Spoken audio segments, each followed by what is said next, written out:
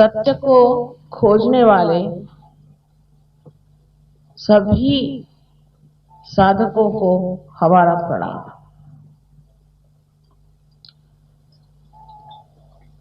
सबसे पहले तो बड़ी दुख की बात है कि इतनी देर से आना हुआ और एरोप्लेन ने इतनी देरी कर दी और आप लोग इतनी उत्कंठा से, इतनी सबूरी के साथ सब लोग यहाँ बैठे हुए हैं और हम वहाँ से एक असहाय माँ जो सोच रही थी कि किस तरह से वहाँ पहुँच जाए, आप लोगों को देखकर ऐसा लगता है कि ये दुनिया बदलने के दिन आ ही गए। आपकी उत्कंठा बिल्कुल जाहिर है और आपकी इच्छा यही है कि हम सत्य को प्राप्त करें। सत्य के बारे में एक बात कहनी है कि सत्य जैसा है वैसा ही है। अगर हम चाहें कि उसे हम बदल दें तो उसे बदल नहीं सकते, और अगर हम चाहें कि अपने बुद्धि या मन से कोई एक धारणा बनाकर उसे सत्य कहें तो वो सत्य नहीं हो सकता। तो सत्य क्या है? सत्य एक है कि हम सब आत्मा हैं, हम आत्मा स्वरूप। इतनी यहाँ सुंदरता से आरास की हुई है और इतने दीप जलाए हैं जिन्होंने प्रकाश दिया है, जिससे हम एक दूसरों को देख रहे हैं और जान रहे हैं। पर अगर यहाँ अज्ञान का अंधार हो, अंधियारा छाया हुआ हो और हम उस अज्ञान में खोए हुए हैं, तो एक ही बात जाननी चाहिए कि हम सब प्रकाशमय हो सकते हैं और हमारे अंदर भी दीप जल सकता है, और ये दीप हम बहुत आसानी से प्रज्वलित कर सकते हैं, जला सकते हैं और उसका उजाला सारे संसार में हम फैला सकते हैं। आज तक परमात्मा के नाम पर बड़ी मेहनत की गई है। परमात्मा के विश्वास पर ही हम लोग जुटे रहे हैं। ये बात और किसी देश में नहीं जो हमारे देश में है कि कितनी भी विपत्तियां आई, कितनी भी तकलीफ हुई, तो भी हम सोचते रहे कि एक दिन ऐसा आएगा कि परमात्मा हमें जरूर रास्ता दिखाएगा और हम उस सुवर्ण दिन की राह देखते रहे जहां हम अपने मोक्ष को प्राप्त करें। हमें सिर्फ अपने अज्ञान से मोक्ष मिलना है, और यह अज्ञान हमारे अंदर तरह तरह की चीजों से आबसा हुआ। जैसे कि बचपन से कोई बात बताई जाती है, चार लोगों से सुनते हैं, या हम किसी एक धर्म में पैदा हो गए तो उस धर्म की बातें जो चल पड़ी वही हमारे लिए विशेष हो जाती है, और वो हर जगह अलग अलग रूप लेकर के ऐसी कुछ विचित्र हो जाती है कि हमारे बच्चे पूछते हैं कि ये सब करने से क्या फायदा हुआ। आप इतना सब कुछ करते हैं लेकिन आप में तो कोई अंतर नहीं हुआ। और कोई आदमी अगर हिंदू हो, चाहे मुसलमान हो, चाहे ईसाई हो, चाहे सिख हो, हर जाति का, हर धर्म का आदमी हर प्रकार का पाप कर सकता है, हर तरह का गुनाह कर सकता है। ये कैसे? अगर हम लोग धार्मिक हैं और हमारे अंदर अगर धर्म है तो हमसे गुनाह कैसे होता है? लेकिन हम देखते हैं जो बड़े बड़े संत साधु हो गए, जिनके हमारे सामने इतने उदाहरण हैं कि वो लोग कभी गलत काम नहीं करते और वो गलत लोगों के सामने झुकते भी नहीं थे। आप यहाँ पे औलिया निजामुद्दीन साहब के बारे में जानते हैं। शाह ने कहा था कि अगर तू मेरे सामने झुकेगा नहीं तो मैं तेरी गर्दन उड़ा दूंगा। वो झुके नहीं, उनका मैं एक परमात्मा के सामने झुकता हूँ। और आप आगे भी जानते हैं कि उसके बाद उसी शाह की ही गर्दन उड़ गई।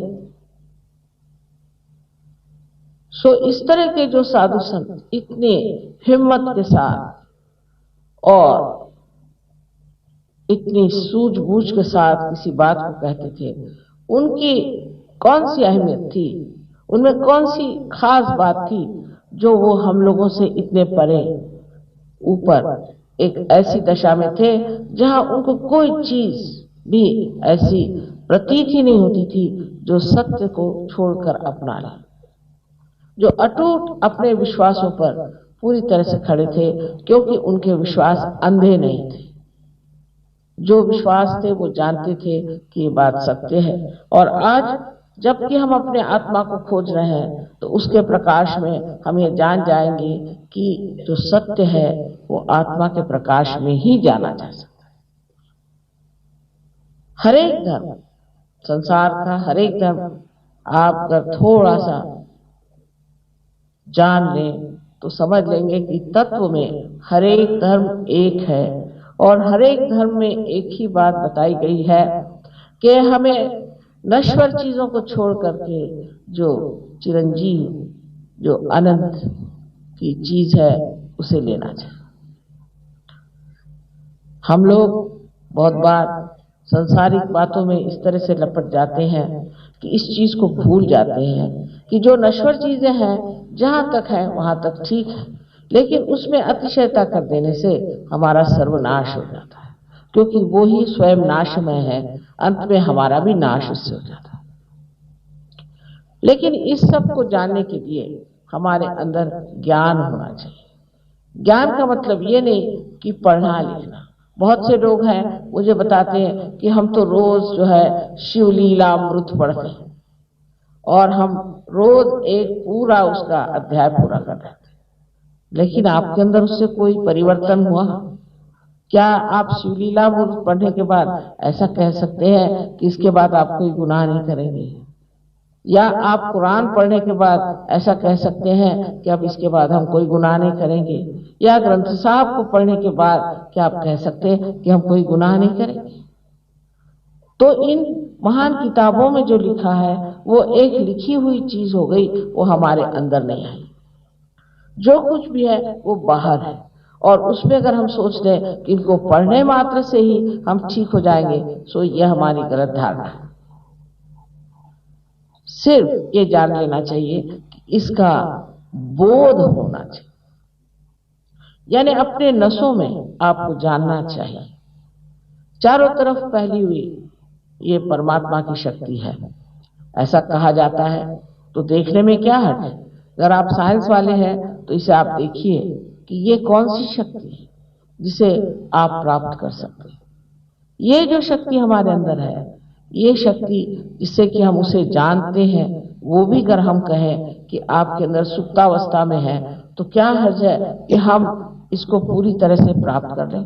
क्योंकि अगर ये हमारी ही शक्ति है और इससे हमें ही बोध होने वाला है और इससे हम ही बहुत ऊंचे उठ जाने वाले हैं, तो फिर क्यों ना हम इस चीज को पूरी तरह से अपना लें और इस पे पूरी बात करके जाने कि ये चीज है क्या।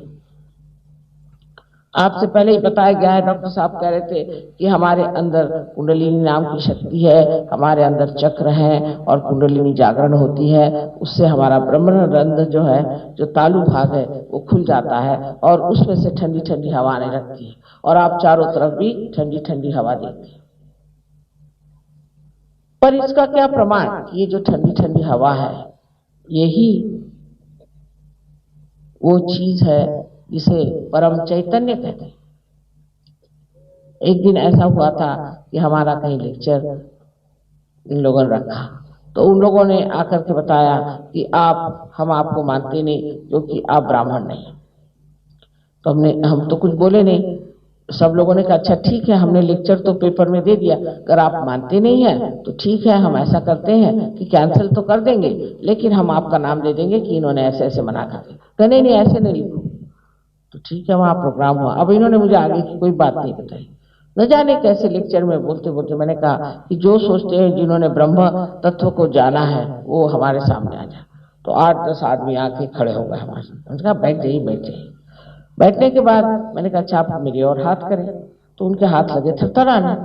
तो मैंने कहा देखिए आपके हाथ थरथरा रहा है। भाई कहने रोकिए रोकिए माँ, हम मान गए आप शक्ति हैं इसलिए हमारा हाथ थरथरा रहा है। मैंने कहा ये बात नहीं, औरों की नहीं थरथरा रहे। कहले नहीं, इन लोगों को देखिए कैसे थरथरा रहे हैं। मैंने कहा जाके पूछिए लोग कौन है। तो उन लोगों ने बताया कि हम तो थाने के पागल खाने से आए हैं, क्योंकि थाने का एक पागल ठीक हो गया है तो डॉक्टर हमें वहां से ले आए, हम तो सर्टिफाइड पागल हैं। तब इनके दिमाग में बात आई, ये सर्टिफाइड पागल के भी हाथ हिल रहे और हमारे भी हाथ हिल रहे हैं, तो कोई ना कोई बात ऐसी है कि सबके बीच में एक सी मालूम पड़ रही। तब फिर कहने लगे कि माँ फिर ये चीज क्या है। मैंने कहा बेटे ये परम चैतन्य है जो तुम्हें भी हिला रहा है और उनको भी हिला रहा है, लेकिन तुम इसे प्राप्त करो। जब तुम ब्रह्म को जानोगे तभी तुम सोचना कि तुम द्विज हो गए, माने तुम्हारा फिर से जन्म हो गया। झूठ मूठ के अपने सर पे लेबल लगा लेने से आप कुछ नहीं होते,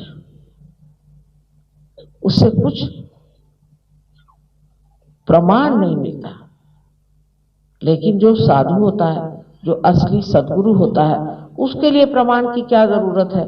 संस्कृत में कहा जाता है कि कस्तूरी अगर कहीं है तो उसके लिए थोड़ी कसम लेनी पड़ती कि ये कस्तूरी है, वो तो उसका सुगंध अपने आप ही आपको ज्ञात करा देता है कि ये कस्तूरी। इसी प्रकार आपके अंदर जो शक्तियां हैं, जब तक उसका प्रादुर्भाव नहीं होगा, जब तक उसका प्रकाश फैलेगा नहीं। सिर्फ कहने से क्या आप विश्वास कर लेंगे, या कोई भी विश्वास कर लेगा कि आप बहुत बड़े आत्मा हैं, या आप बहुत बड़े धार्मिक हैं, या आप ऐसा कोई जीव है कि जो बहुत ही पूर्व जन्म के सुकृत के साथ इतना पुण्यवान आत्मा है। इस तरह के लेबल लगा लेने से कोई पुण्यवान नहीं होता।